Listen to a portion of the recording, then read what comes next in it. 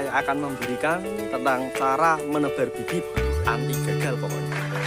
Dan treatment air yang pas untuk lele bisa nyaman. Simak terus videonya. Cek.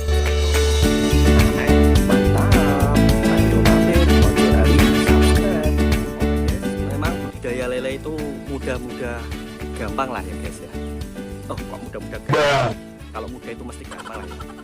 Gampang-gampang susah guys. Dalam pemilihan bibit itu penting guys. Tahap-tahapnya, satu, pilih bibit yang gesit. Yang kedua, pilih bibit yang tidak sakit atau tidak terlalu banyak bercak-bercak yang ada di dalam tubuh bibit. Tiga, pastikan bibit itu benar-benar lincah dan tidak ngambang ya guys ya. Jika bibit itu sehat, pasti bibit tidak akan ngambang. Dan jika bibit itu sakit, pasti akan ngambang dan keesokan harinya kemungkinan besar bibit akan mati. Selain bibit, air juga berpengaruh guys. Jika airnya tidak sehat atau mungkin airnya air hujan yang mungkin terlalu asam, maka dari itu guys, airnya juga harus dipersiapkan. Simak terus videonya biar paham, jangan di skip atau dicepetin guys. Karena jika itu terjadi maka akan terjadi kesalahpahaman. Simak terus guys ya. Ya kan? Sebelum kita tebar, kita lakukan beberapa cara. Langkah pertama yaitu kita isi air kurang lebihnya 30-40 cm. Setelah pengisian air kolam, kita diamkan terlebih dahulu selama 1 minggu atau bisa lebih nggak apa-apa. Kalau kolam saya ini cukup lebih beberapa hari ya, kurang lebihnya 1 bulan lah. Nah, karena 1 bulan tentu banyak daun-daun yang jatuh. Jangan lupa daunnya itu kita bersihkan terlebih dahulu, karena jika tidak kita bersihkan nanti ikannya akan nabrak daun lah ya guys ya, kurang leluasa atau kurang pasif dalam bergerak. Setelah kita bersihkan, kita lakukan penebaran benih.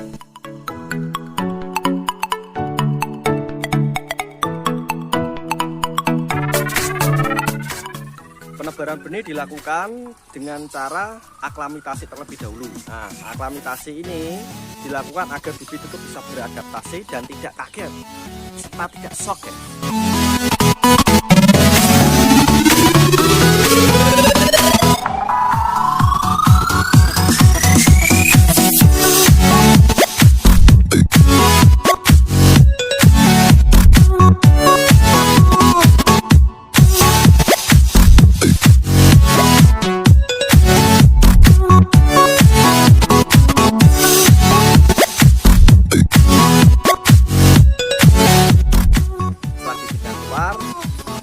Barulah kita tuangkan pelan-pelan, kita biarkan terlebih dahulu. Jangan langsung diberi makan guys, karena jika kita langsung beri makan, kita akan kaget dan bisa timbul kembung atau bisa juga timbul ya sakit atau kurang sehat lah guys ya. Biarkan dia tetap lapar. Oh ya guys, setelah kita diamkan, kita tebar garam atau kita tebar garam kerosok lah ya secukupnya di dalam kolam untuk proses penetralisir. Saya kasih ini karena tadi malam itu turun hujan lah guys ya, cukup deras dan cukup, jadi untuk penetralan aja tidak perlu banyak-banyak. Tapi jika semalam tadi tidak turun hujan, tidak kita kasih garam rosok juga tidak apa-apa karena itu opsional. Yang penting bibit sehat pasti akan cepat panen dan menambah keuntungan kita. Nah, ini penampakannya bibit guys. Jika bibit sehat, dia akan naik turun dari dasar ke atas lah guys, ke atas permukaan air.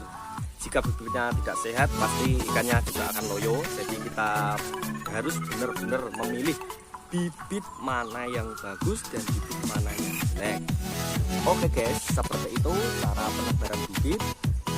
Dan juga jangan lupa like, subscribe, komen ya guys. Hanya di AM Mantap. Lalu